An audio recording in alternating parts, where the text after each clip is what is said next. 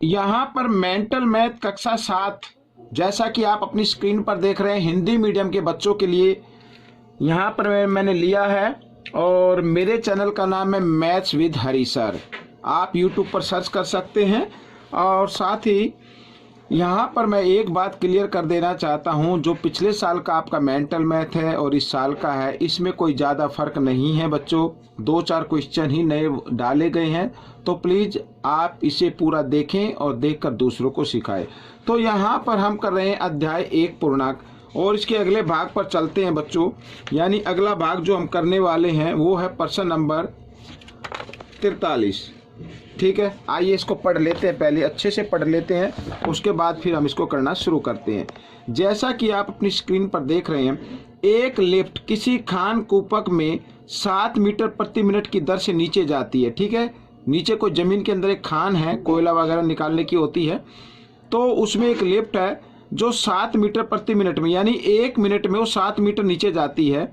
यदि वह भूमि के, यहाँ पर बच्चों ये ठीक कर लेना, यहाँ पर ये 50 लिखा हुआ है, मिस प्रिंट है, ये 5 है यहाँ पर। ठीक है, 5 मीटर ऊपर से नीचे जाना शुरू करती है तो भूमि के अंदर 205 मीटर जाने में उसे कितना समय लगेगा, ये हमें बताना है। ये मैं आपको ओरली भी बता सकता हूँ, लेकिन मैं चाहूँगा कि थोड़ा सा कागज़ पर आपको करके दिखाऊँ। देखिए बच्चों, यहाँ पर प्रश्न नंबर है ये 43। ठीक है, तो ये मान लो ये ज़मीन का ऊपर का लेवल है और हमारी लिफ्ट यहाँ पर है। ठीक है, यहाँ पर है, तो यहाँ से वो चलना शुरू करती है। इसकी जो ऊंचाई है ज़मीन से ऊपर, ये है 5 मीटर और वो ज़मीन के नीचे जाती है बच्चों, यहाँ तक जाती है, मान लीजिए यहाँ तक आती है वो 205 मीटर। ठीक है, ज़मीन के नीचे। तो हमें बताना है कि यहाँ से यहाँ तक आने में कितना समय लगेगा। तो सबसे पहले आप ज्ञात कर लो कुल दूरी कितनी है। तो कुल दूरी होगी 205 + 5 बराबर 210 मीटर। ठीक है, ये कुल दूरी हो गई बच्चों। तो कुल दूरी को तय करना है और चाल क्या है बच्चों? चाल है बच्चों, जो लिफ्ट है, लिफ्ट की चाल है 7 मीटर प्रति मिनट, 7 मीटर प्रति मिनट। ठीक है, ये चाल है। तो हमें निकालना है समय। तो समय निकालने का फॉर्मूला क्या होता है? दूरी बटे चाल। तो दूरी है 210 मीटर और चाल है 7, तो काट देते हैं, 7 × 21, 0 यूं, तो 30 मिनट। तो बच्चों यहाँ पर जो उसे टाइम लगेगा वो 30 मिनट का टाइम लगेगा। ठीक है, ये प्रश्न आपका हल हो गया है।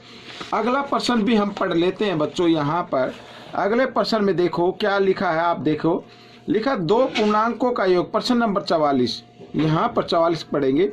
2 पूर्णांकों का योग घटा 1500 है। यदि एक पूर्णांक 599 है तो दूसरा पूर्णांक ज्ञात कीजिए।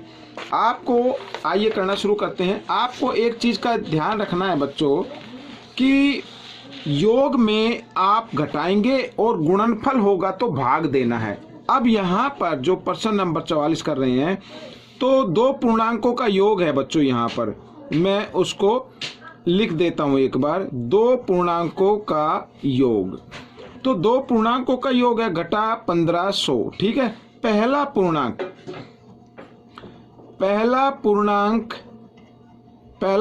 है बच्चों 599 और दूसरा पूर्णांक आपको ज्ञात करना है। देखो मैं तो आपको समझा रहा हूँ तो थोड़ा टाइम लग रहा है, लेकिन आप अपने माइंड में भी कर सकते हैं, जल्दी से एक तरफ करके देख सकते हैं। तो दूसरा पूर्णांक क्या होगा? जो योग है, योग में से पहले पूर्णांक को घटा देना है। ठीक है, यहाँ पर 599 को क्या करना? घटाना। ये घटा का निशान लगा दिया। अब यहाँ पर देखो, ये घटा, दोनों को इकट्ठा कर लेते हैं। तो यहाँ पर बच्चों इकाई दाई पे 9 है, 9 है, इधर 0 है तो 9 ये आ जाएगा। और सैकड़े पे 5 है, यहाँ भी 5 है, 5 और 5 10, 10 की 0 हासिल 1 और 1 और 1 2। तो ये बच्चों आपका दूसरा पूर्णांक आ गया। इस तरीके से कर लेना है। अब यहाँ पर प्रश्न नंबर 45 जो हम करेंगे उसमें है सरल करना है बच्चों। सरल करो। अब सरल करो में लिखा है 24 + 12 भाग 4 घटा 5 और गुणा 3, ये लिखा हुआ है। आप बोर्ड मास का नियम इसमें लागू करना है। बोर्ड मास का नियम कहता है पहले आपको भाग करना है, भाग के बाद आपको गुणा करनी है, फिर जमा और फिर घटा। तो भाग है यहाँ पर 12 और 4 के बीच में, यानी 12 को 4 से भाग करना है। 4 का पहाड़ा कहाँ पे आएगा? 3 पे आएगा। तो आइए कर लेते, 24 जमा ये 3, ये हो गई भाग। फिर है घटा 5 और गुणा 3। अब बोर्ड मास का नियम कहता है कि गुणा को हल करना है, तो गुणा का निशान 5 और 3 के बीच में है, उससे पहले जो भी नंबर है आप उसे यूं कर लिखेंगे 5 या 15, इस तरीके से। ठीक है, आगे कर लेते हैं। अब देखो 24 और 3, ये भी जमा का है 3, और 24 के आगे कोई निशान नहीं, ये भी जमा का, तो जमा कर लेते 24 और 3 27 घटा 15। अब इसमें से घटा दीजिए, 7 में से 5 गए 2, 2 में से 1 गया 1, ये 12 आपका उत्तर बन जाएगा। प्रश्न नंबर 46 को पढ़ लेते हैं बच्चों पहले, फिर हम इसको करना शुरू करेंगे। ये भी ओरली है, कोई ज़्यादा मुश्किल नहीं है। देखो, गर्वित को एक कलम बेचने पर 2 रुपये का लाभ होता है तथा एक पेंसिल बेचने पर 50 पैसे की हानि होती है। किसी एक दिन गर्वित को कुल 10 रुपये लाभ हुआ। ठीक है, यदि उस दिन उसने 15 कलम बेचे तो बताइए उसे कितनी पेंसिल बेची। 15 कलम, एक कलम बेचने पर 2 रुपये का लाभ है, 15 कलम बेचे तो कितना लाभ होगा ये निकाल लो पहले आप। आइए करना शुरू करते हैं। तो प्रश्न नंबर 46 बिल्कुल आसान है। देखो, एक कलम पर लाभ, एक कलम पर लाभ कितना है? 2 रुपये। ठीक है, ये लिख दिया। तो 15 कलम पर लाभ, 15 पर कितना होगा? 15 गुणा 2, यानी कि 30 रुपये लाभ हो जाएगा। ठीक है, ये हो गया। लेकिन उसका लाभ कितना है? लेकिन शुद्ध लाभ, लेकिन उसका लाभ है बच्चों यहाँ पर जो दिया हुआ है 10 रुपये। ये आप आगे लगा लीजिए, आप पीछे लगा लीजिए, 10 रुपये है। 30 रुपये होना चाहिए था, लेकिन 10 रुपये दिया हुआ है, तो इसका मतलब हानि हुई है उसे। हानि कितने की हुई है? हम 30 रुपये में से 10 रुपये घटा दो तो इसका मतलब 20 रुपये की हानि हुई है। ठीक है ना। अब हमें पेंसिल की संख्या बतानी है। 20 रुपये या इसके पैसे बना लो। 1 रुपये में होते 100 पैसे, 20 रुपये में कितने होंगे? 20 गुणा 100 हो जाएंगे, यानी 2000 पैसे हो जाएंगे। ठीक है, ये मैंने लिख दिया है। अब एक पेंसिल पर हानि, एक पेंसिल पर हानि, एक पेंसिल पर हानि है बच्चों 50 पैसे। ठीक है, ये 50 पैसे की हानि है। अब पेंसिल की संख्या आपको ज्ञात करनी है, पेंसिलों की संख्या। तो पेंसिलों की संख्या ज्ञात करनी है, आपको क्या करना है? कुल हानि को आप 50 पैसे से भाग दे जो एक पेंसिल पे हानि होती है। तो 0 की 0 से काट देते हैं, 5 5 चौक 20 0, तो 40 पेंसिल है बच्चों। उस दिन उसने 40 पेंसिलें बेची। ठीक है, तो ये प्रश्न भी आपका हल हो गया। अब करते हैं बच्चों प्रश्न नंबर 47 जो इसी पेज पर है। देखो, ये रहा। अब यहाँ पर करेंगे क्या लिखा है पढ़ लेते हैं पहले। घटा 12 जमा 16 घटा 42 भाग 3 और ऊपर ये बार का निशान है गुणा 7 के योज्य प्रतिलोम को, इसको हल करना है, फिर इसका योज्य प्रतिलोम बताना है। घटा 2 घटा 3 तथा घटा 4 के गुणनफल में जोड़ने पर प्राप्त संख्या बताइए। आइए पहले कर लेते हैं। घटा 12 जमा 16 घटा 42 और यहाँ पर भाग और 3 गुणा 7 और यहाँ पे अब बार का निशान। तो पहले बोर्ड मास का नियम क्या कहता है? बोर्ड मास का नियम कहता है पहले बार के निशान को हल करना है, भाग को हल नहीं करना है। तो आइए इससे पहले जो संख्या लिखी हुई है उसको मैं लिख लेता हूँ इस तरीके से। ठीक है, 7 या 21 हो गया। अब करना है भाग, तो इधर ही कर लेते हैं। तो घटा 12 जमा 16 और यहाँ पर घटा का निशान रहेगा और 42 को 21 से भाग करना है। 21 का पहाड़ा 2 पे चलेगा, हो गया।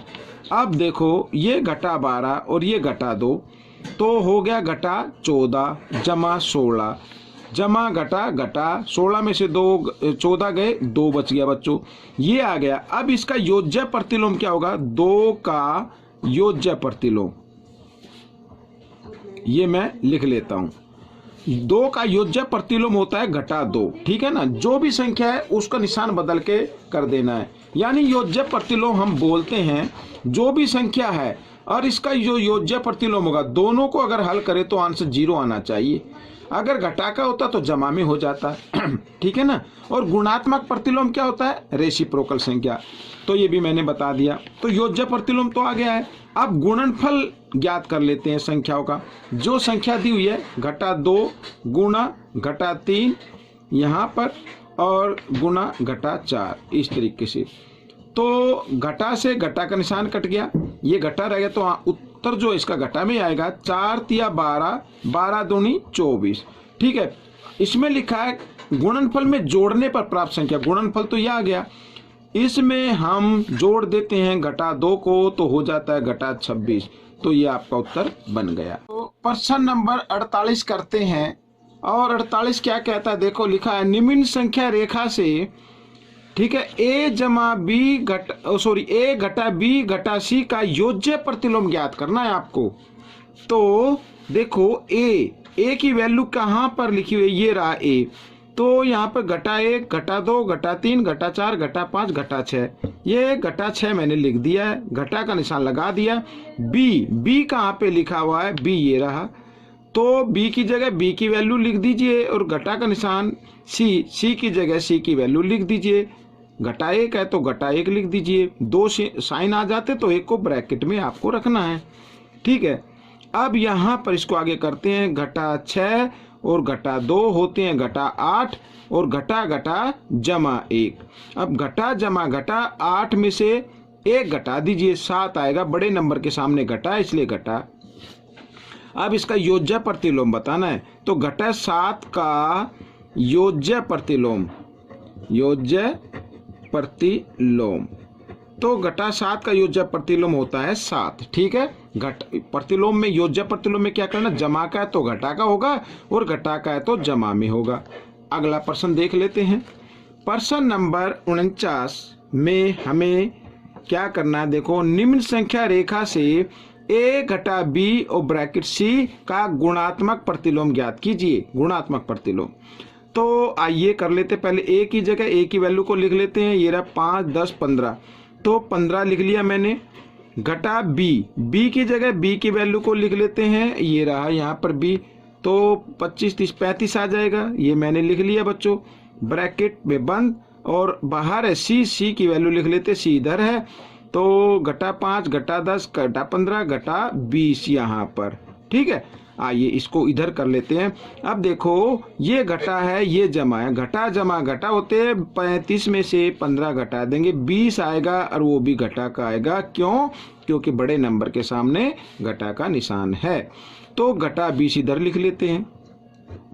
अब घटा से घटा का निशान काट देते हैं गुणा में। 20 को 20 से गुणा करते हैं तो 400 आता है बच्चों। अब हमें करना गुणात्मक प्रतिलोम। तो 400 का गुणात्मक प्रतिलोम ये मैं लिख लेता हूं। तो गुणात्मक प्रतिलोम क्या होता है? रेसिप्रोकल होता है। इसके नीचे आप 1 मान के तो हम कर देंगे 1/400, ठीक है। इस संख्या का व्युत्क्रम लिख देते हैं। तो ये आपका हो गया। अब यहाँ पर इस भाग का आखिरी प्रश्न, इसमें लिखा 3 पूर्णांकों का गुणनफल घटा 900 है। ये यदि 2 पूर्णांक 25 और घटा 6 हैं तो तीसरा पूर्णांक ज्ञात कीजिए। बिल्कुल आसान है बच्चों, मैं सीधा निकाल के दिखाता हूँ तीसरा पूर्णांक। तो तीसरा पूर्णांक कैसे निकालेंगे? जो गुणनफल है उसको जो 2 पूर्णांक दिए हुए हैं उसके गुणनफल से, उन संख्याओं के गुणनफल से आपको कर देना है भाग, ठीक है। आइए घटा 900 और यहाँ पर घटा जमा घटा 25 छिक्का 150। अब घटा से घटा का निशान काट दिया, 0 से 0 कट गई, 15 एकम 15, 15 छिक्का 90, तो ये आ गया बच्चों 6। तीसरा पूर्णांक आ गया आपका, ये उत्तर बन गया। तो बच्चों ये भाग आपका कंप्लीट हो गया है। आपको ये भाग कैसा लगा मुझे जरूर बताएं। इसमें से सीखकर दूसरों को जरूर सिखाना है। और हाँ, एक चीज और, वीडियो पसंद आए तो प्लीज इसे लाइक जरूर कर दे, ठीक है। मिलते हैं अगली नई एक्सरसाइज में, तब तक के लिए धन्यवाद।